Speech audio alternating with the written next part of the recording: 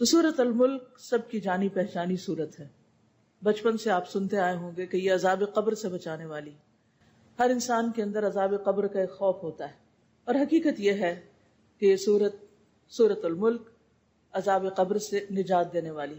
جب فرشتے قبر میں سوال کریں گے تو اس وقت یہ اپنے پڑھنے والے کے لیے جھگڑا کرے گی، اس کا دفاع کرے گی.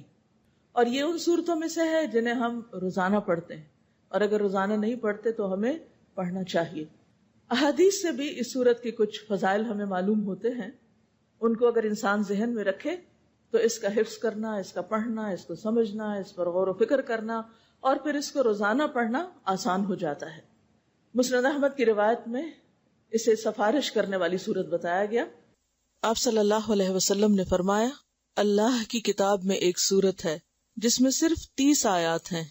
یہ آدمی کی سفارش کرے گی یہاں تک کہ اس کو بخش دیا جائے گا، یعنی جو اسے پڑھے گا اس کے لیے یہ سفارش کرے گی.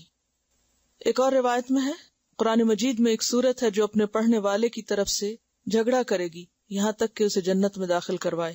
نبی صلی اللہ علیہ وسلم نے فرمایا، بے شک 30 آیات پر مشتمل ایک صورت قرآن میں ایسی ہے جس نے ایک آدمی کے حق میں سفارش کی حتیٰ کہ اس کی بخشش ہو گئی، اور وہ صورت تبارک الذی بیدہ الملک ہے. یعنی جو شخص اس کو پڑھتا تھا اور کثرت سے ہی پڑھتا ہوگا تو اس بنا پر اس شخص کے حق میں اس صورت نے سفارش کی، اور یہ سفارش قبر میں کی گئی ہوگی.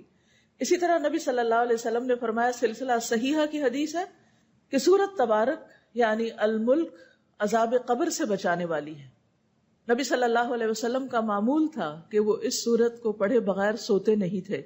سلسلہ صحیحہ کی حدیث میں آتا ہے، نبی صلی اللہ علیہ وسلم اس وقت تک نہیں سوتے تھے جب تک سورت السجدہ یعنی الف لام میم التنزیل اور تبارک الذی بیدہ الملک نہ پڑھ لیتے.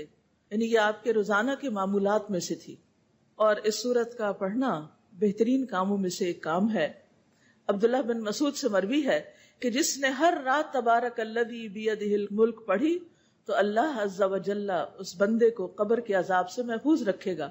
اور رسول اللہ صلی اللہ علیہ وسلم کے زمانے میں ہم اس کو المانع کہتے تھے.